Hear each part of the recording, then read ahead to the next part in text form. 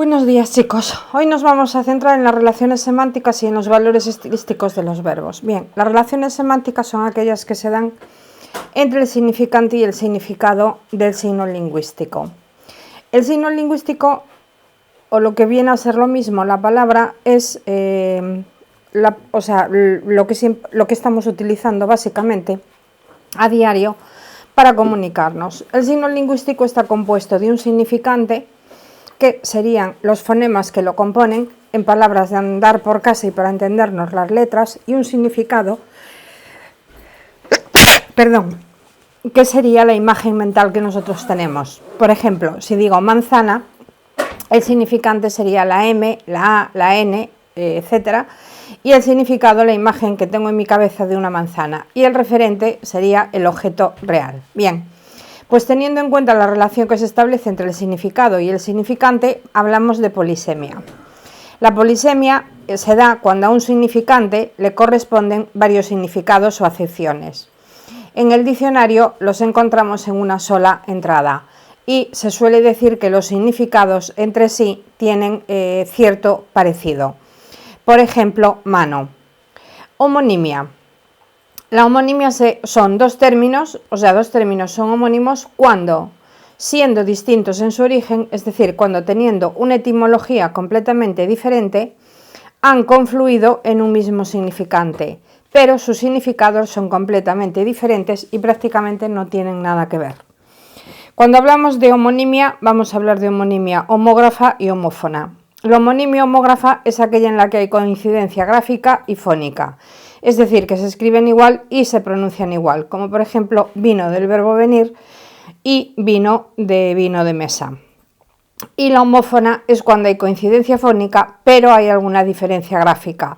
Por ejemplo, tubo con B, tubo con ducto y tubo con V del verbo tener. La sinonimia. La sinonimia es la relación existente entre términos con distinto significante que poseen el mismo significado. Por ejemplo, morir, fallecer o perecer. Pero en la sinonimia también tenemos que diferenciar sinonimia conceptual, referencial y contextual. La sinonimia conceptual es aquella en que los términos remiten al mismo concepto, pues hay una identidad de semas denotativos, para entendernos qué significan exactamente lo mismo en todos los contextos. El significado denotativo es aquel que nos aparece si nos preguntan significado denotativo o connotativo.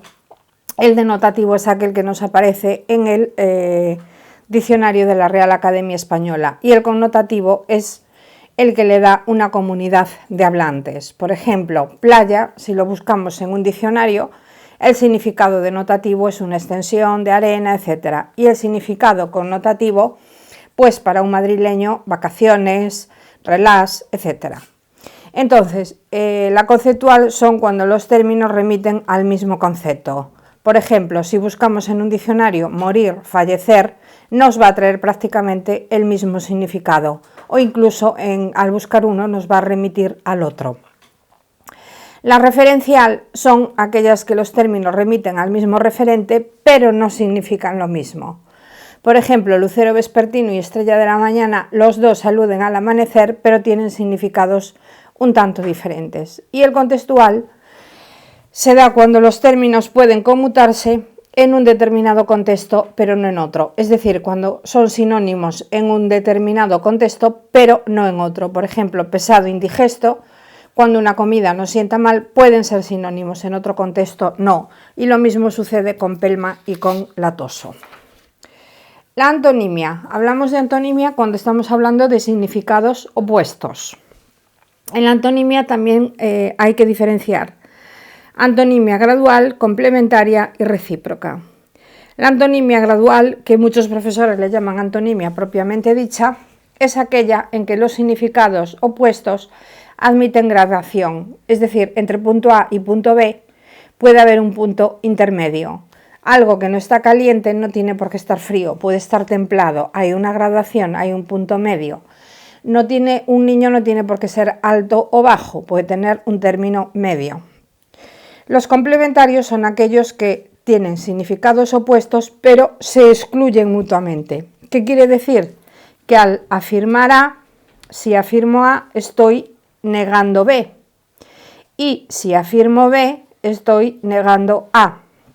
Por ejemplo, si yo digo Luis está casado, estoy negando que esté soltero. Porque aquí a veces me preguntáis en clase, ¿pero puede estar viudo, separado? Si está viudo, separado, lo que sea, sigue estando soltero. O lo mismo, si algo no es macho, es hembra. Entonces, si niego A, afirmo B. Y si afirmo A, niego B. Y los recíprocos son aquellos que se implican. O lo que os diría, si estuviéramos en una clase, que os diría, bueno, esto no se lo digáis nunca a vuestro profesor y tal, pero son aquellos que no existen uno sin el otro. Por ejemplo, comprar, vender. Para poder comprar tiene que haber alguien que venda, o para poder dar tiene que haber alguien que reciba, ¿vale?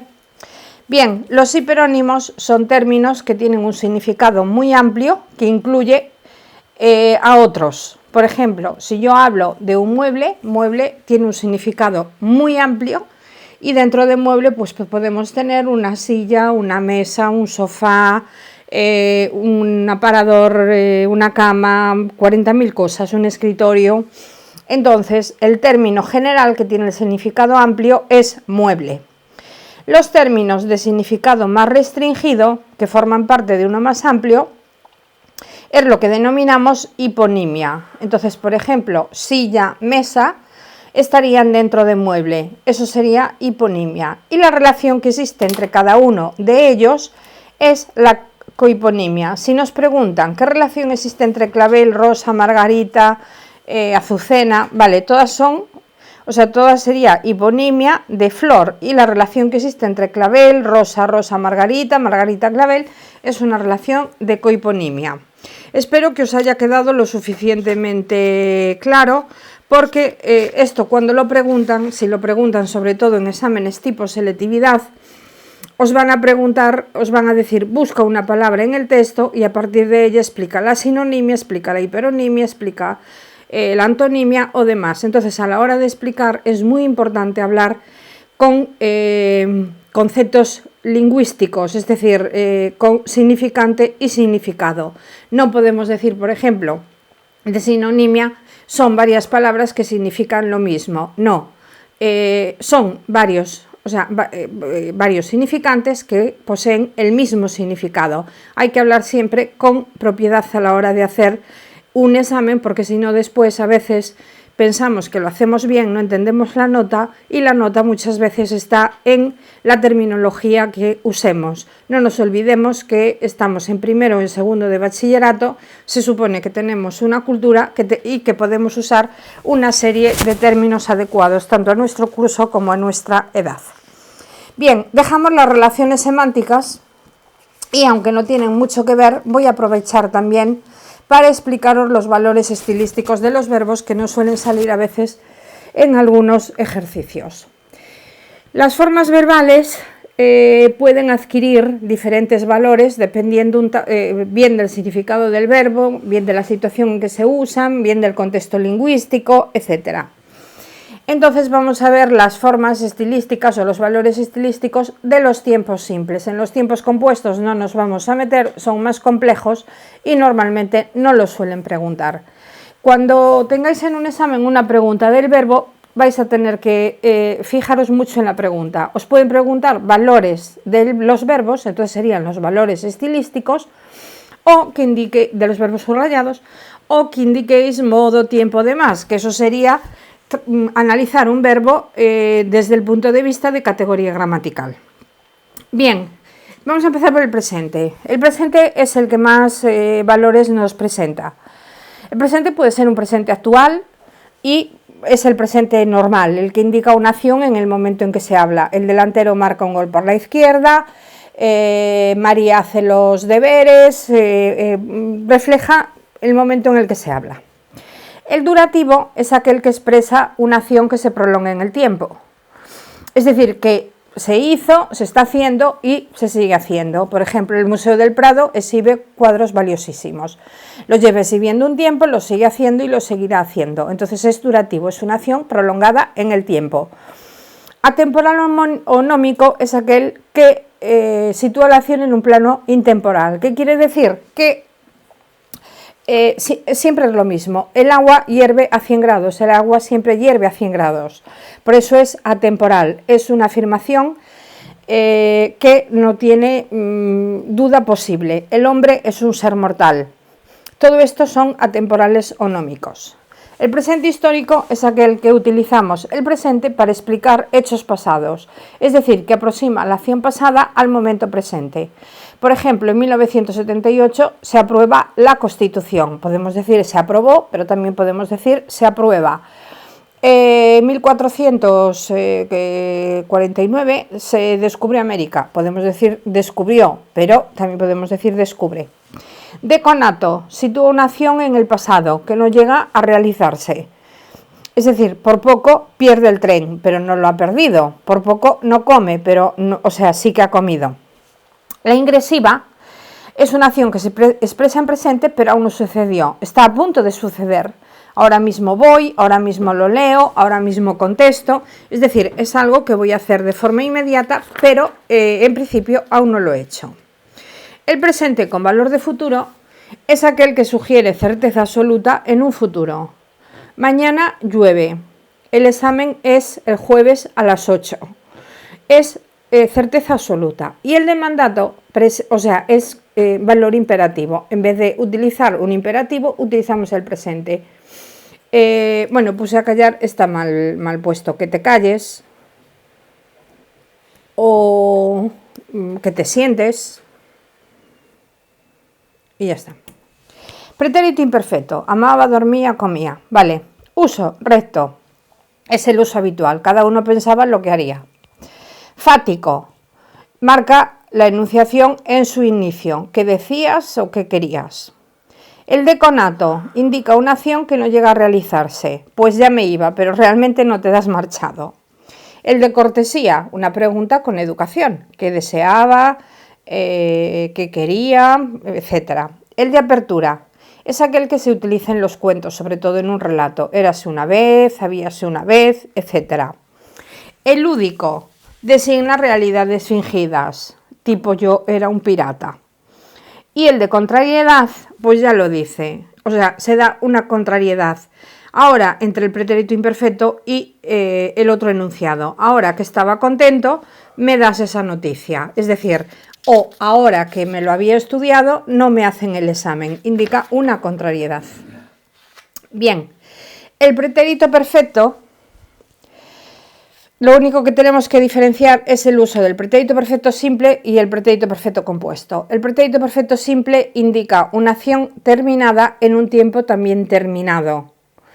Por ejemplo, ayer comí arroz. La acción ya terminó y el tiempo también. El día de ayer terminó. Mientras que el pretérito perfecto compuesto indica una acción terminada en un tiempo no terminado. Si hablo de hoy, utilizo pretérito perfecto compuesto, no simple. Si hablo del mes pasado, utilizo pretérito perfecto simple, no compuesto. Si hablo del mes en el que estoy, utilizo pretérito perfecto compuesto. Pero si hablo de diciembre, como ya ha pasado, pretérito perfecto simple. Por ejemplo, en diciembre fui de vacaciones a Canarias. Pero si digo en marzo, como marzo no ha terminado, en marzo he ido de vacaciones a Canarias. El condicional puede ser de probabilidad o de cortesía, son los usos más habituales. Probabilidad o suposición serían las 10 cuando llegó y el de cortesía podría darme un vaso de agua. Y nos faltaría el futuro simple, que es exactamente igual que el condicional, los mismos valores pero en futuro, de probabilidad y de cortesía. Bien, entonces, ¿qué es lo que tenéis que saber? Vale, pues lo que tenéis que saber es eso. Si en un examen os preguntan valores de los verbos subrayados, tenéis que poner los valores estilísticos y siempre os van a poner tiempos simples. Y si os mandan a analizar tiempo, modo, demás, es tratar un verbo en su categoría gramatical. Verbo, conjugación, tiempo, voz, aspecto y todo eso. Espero que os haya quedado lo suficientemente claro. Nos vemos.